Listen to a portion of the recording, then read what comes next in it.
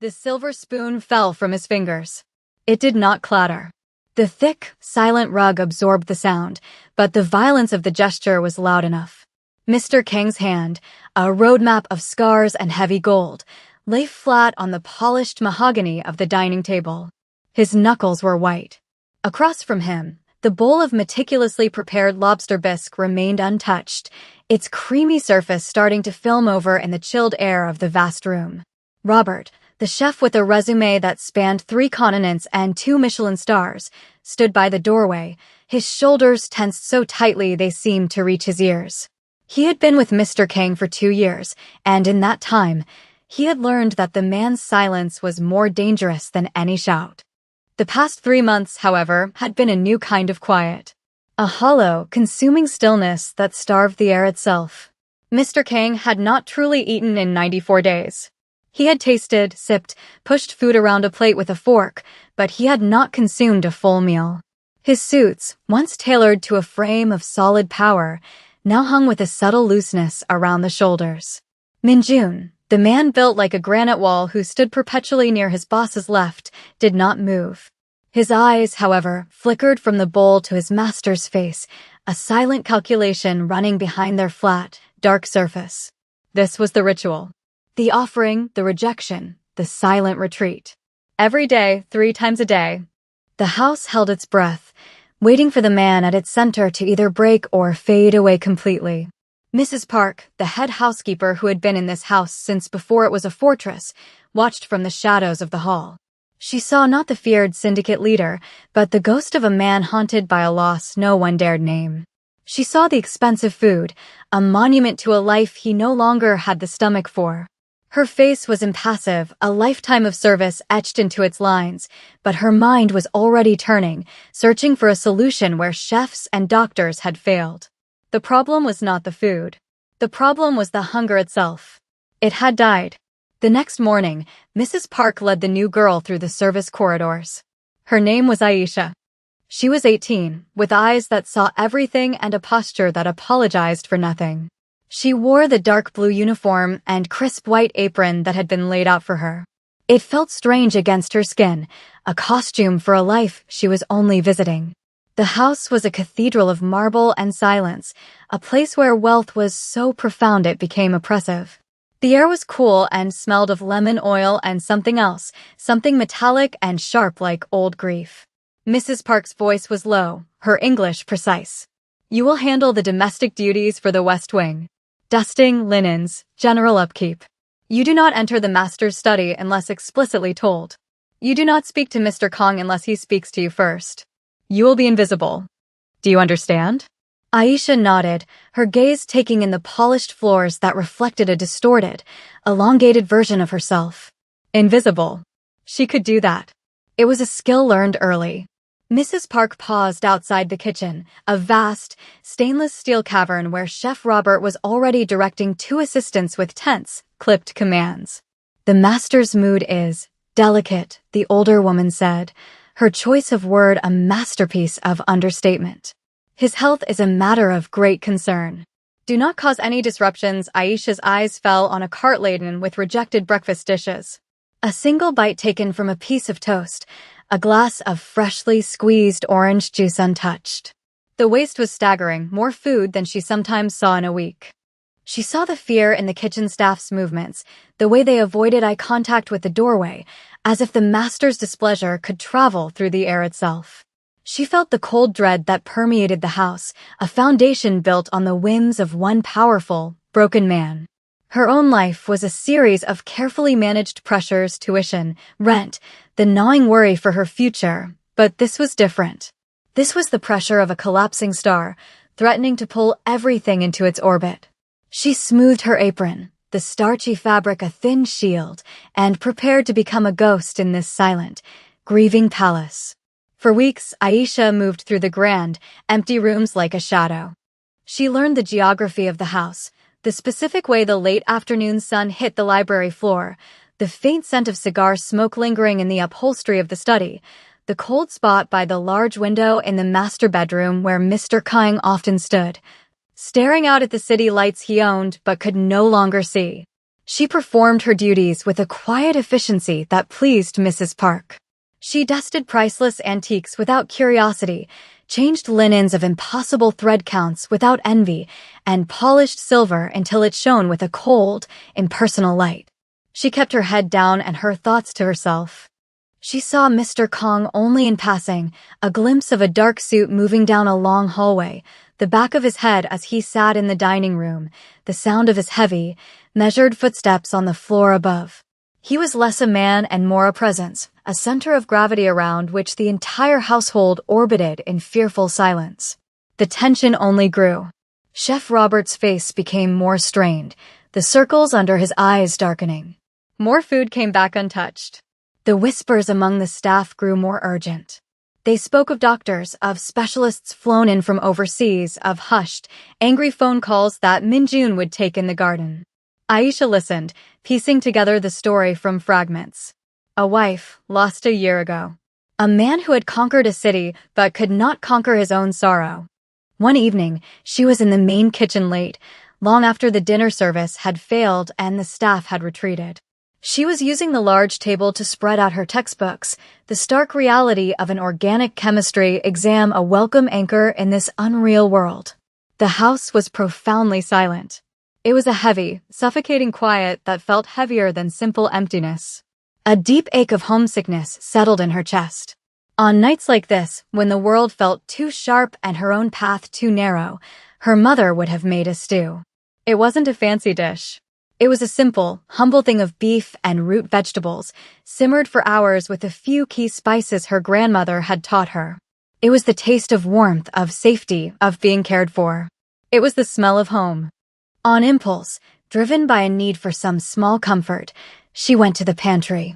She found what she needed. The ingredients were far better than any she had ever used, but the process was the same. She moved around the vast, professional kitchen, her actions guided by muscle memory, by a legacy of love passed down in a simple recipe. She wasn't cooking for the boss. She was cooking for the quiet, lonely girl in the blue uniform. She was cooking for her mother's memory. The aroma began to fill the kitchen, rich and savory, a scent of browned meat and slow-cooked onions, of thyme and bay leaf. It was a smell that was deeply, fundamentally out of place in this house of delicate sauces and foreign delicacies. It was the smell of a home, not a mansion. Aisha was lost in the process, stirring the pot with a long wooden spoon, her chemistry textbook forgotten on the steel counter. The rhythmic motion was a comfort, the steam a warm veil.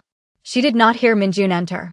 He stood in the doorway for a full minute, watching her. His usual stony expression was softened by something unreadable. He had been on his way to the gym in the basement, another sleepless night stretching before him, but the smell had stopped him, pulling him off his path. It was an aroma that bypassed the brain and went straight to the heart, a memory of a life before this one. He finally spoke, his voice a low rumble. "What is that?" Aisha startled, spinning around, the spoon held like a weapon. She relaxed when she saw it was him. Of all the staff, he was the most intimidating and, strangely, the one she feared the least. He watched Mr. King with a fierce loyalty that seemed to contain a deep, weary sadness. "It's just stew," she said quietly. "For me. I was studying and I was hungry." Minjun walked closer, looking into the large pot. The stew was thick, dark, and unpretentious. It looked like something a farmer would eat after a long day in the fields. It was honest. He looked from the pot to her face. He saw no ambition there, no scheme. He saw a young woman trying to find a small piece of comfort in a cold house. He had watched his boss wither for months, rejecting every culinary masterpiece placed before him. He had stood by as the man's immense power turned inward, consuming him from the inside out. This smell, it was different. It wasn't trying to impress. It was just food. "Make a bowl," Minjun said. It was not a request. Aisha hesitated. "It's not for him." "It's not. Chef's quality. The chef's quality is starving him," Minjun stated, his voice flat. "Make a bowl." A small 1 inch there was a silent battle in her eyes, the order to remain invisible warring with the quiet command of the man before her. But she also saw the desperation in his gaze, the plea hidden beneath the order. She ladled a small amount of the stew into a simple ceramic bowl, nothing like the fine china used for the master's meals. She placed it on a small tray with a plain spoon.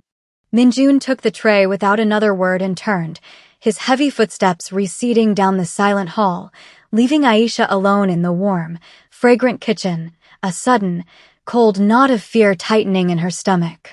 Mr. Kong sat in his study, the city lights a galaxy of indifferent diamonds below. The papers on his desk were meaningless, the numbers a language he no longer cared to speak. He was hollowed out, a shell of the man he had been. The grief was a physical presence, a cold hand gripping his insides, squeezing away all appetite, all desire, all life. He heard the door open and did not look up. He expected it to be Minjun with tea he would not drink or a plate of fruit he would not touch. But then the smell reached him. It was faint at first, then richer. It was an impossible scent to find in this room, in this life. It was the smell of dirt-caked potatoes and tough cuts of meat made tender by time.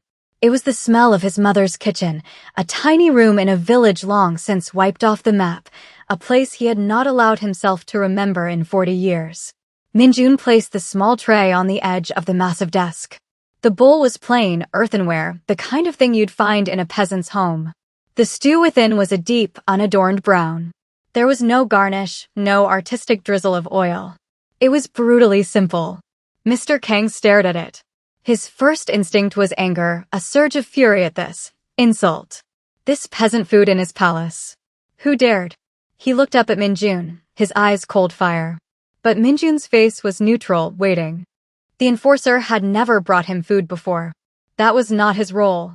The sheer oddity of the act held his anger in check.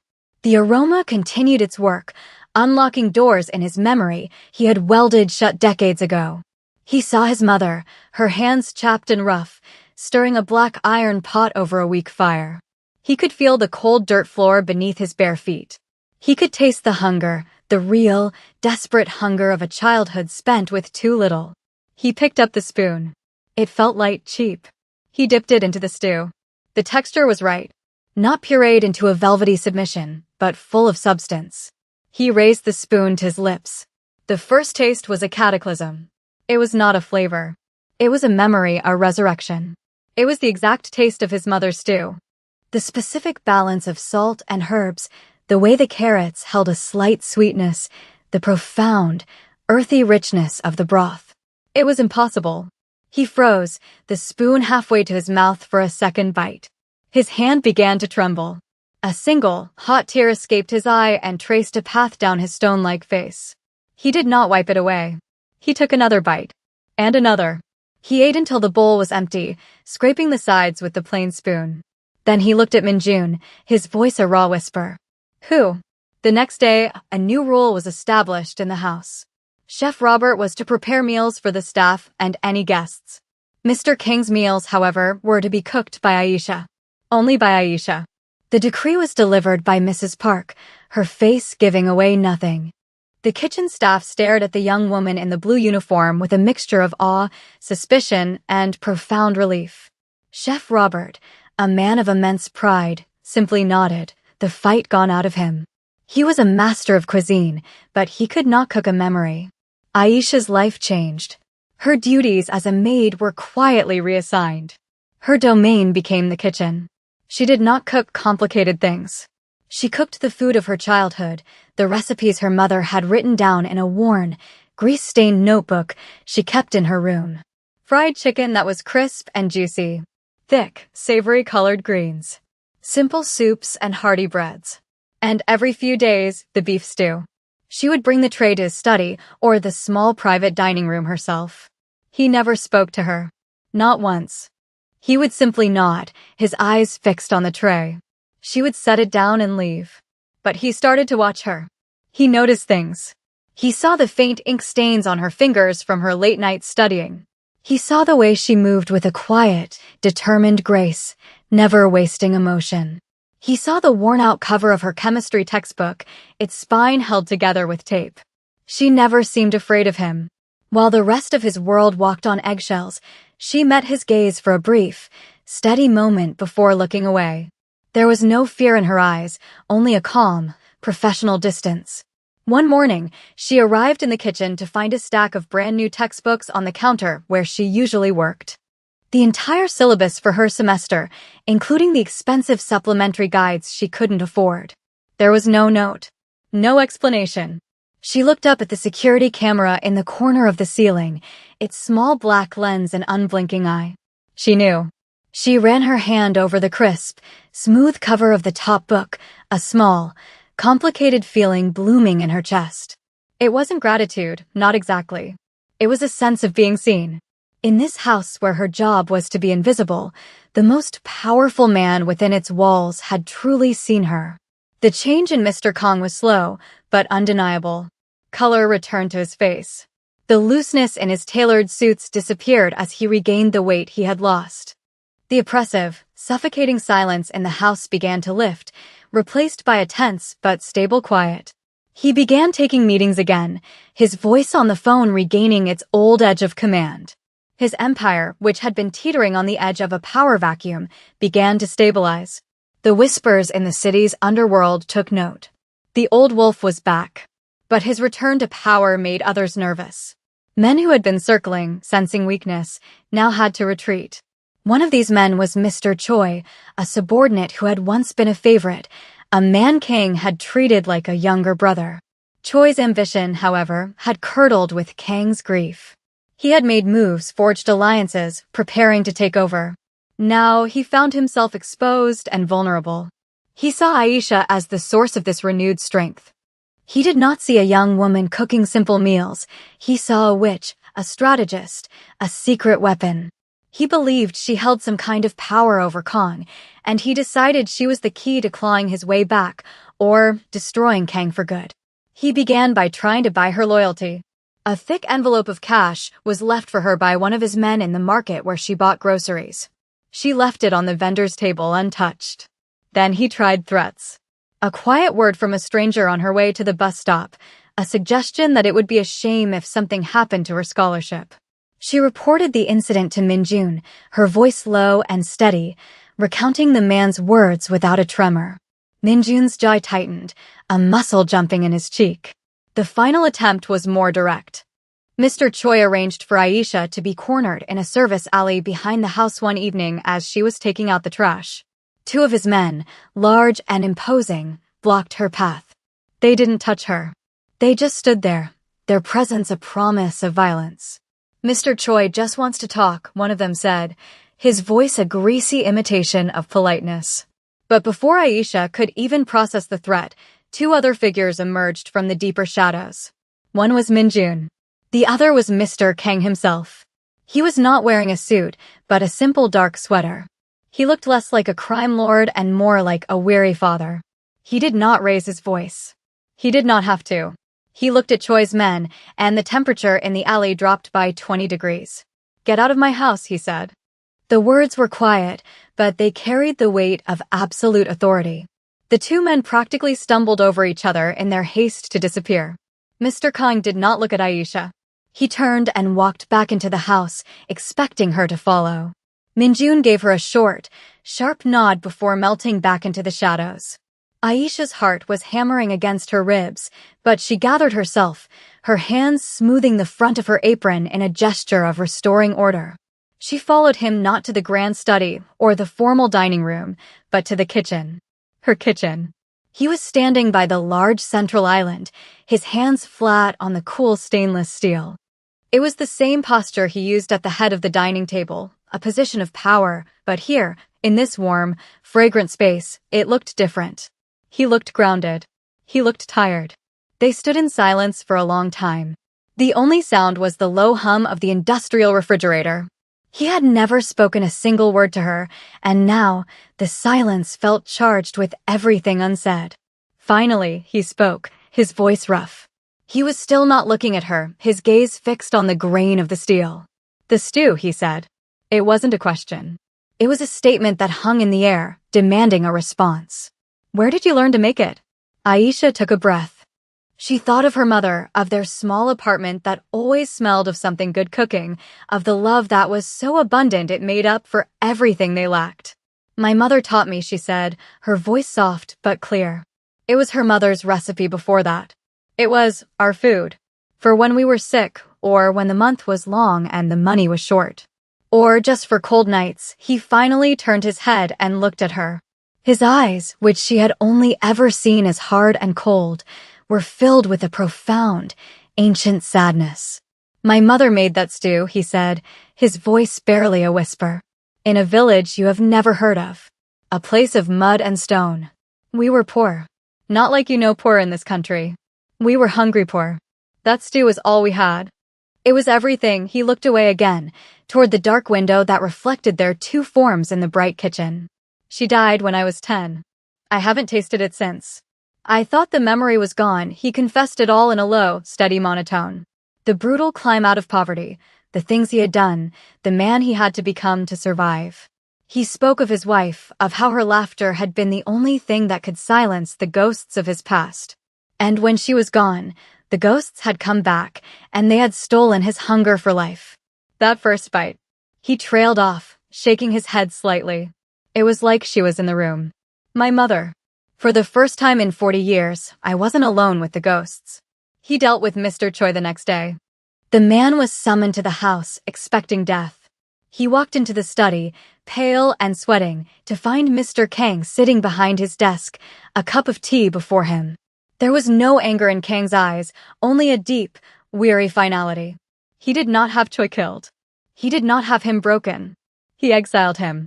He stripped him of his power, his money, his influence, and put him on a plane back to the old country, with just enough to live out his days in obscurity. It was an act of mercy, a gesture the old Kong would never have made. The organization saw it and understood. Something had fundamentally changed in their leader. That evening, Mr. Kong called Aisha to his study. She stood before his desk, her hands folded neatly behind her back. Your employment here as a maid is terminated, he said, his tone formal. A flicker of panic went through her, but his next words stopped it. I have arranged for your university tuition to be paid in full. All 4 years. And your living expenses. It will be handled through an academic foundation. My name will not be attached to it. He slid a folder across the desk. It contained all the paperwork, pristine and official. You are free to leave, he continued, looking at her directly. Your service here is complete. You have repaid a debt I did not know I was owed. Aisha looked at the folder, then back at his face. She saw the armored patriarch, the feared boss, but underneath it, she saw the lonely man from the kitchen. The boy who missed his mother. What if I don't want to leave? She asked, the words coming out before she could stop them. His eyebrows rose slightly, the first expression of surprise she had ever seen on his face. This is no place for you, he said. You have a life to live. A good 1 inch, my mother always said you don't turn your back on family, Aisha replied quietly. And you don't leave a man to fight his ghosts alone. For a long moment, he just looked at her, the silence stretching. A slow, sad smile touched his lips, a ghost of an expression. The uniform will no longer be necessary, was all he said. Years passed. The house on the hill remained a fortress of quiet power, but its heart had changed. Aisha graduated from the university with honors, her degree in chemistry hanging in a simple frame in her room, a room that was no longer in the staff quarters, but in the main wing of the house. She never wore the blue uniform again.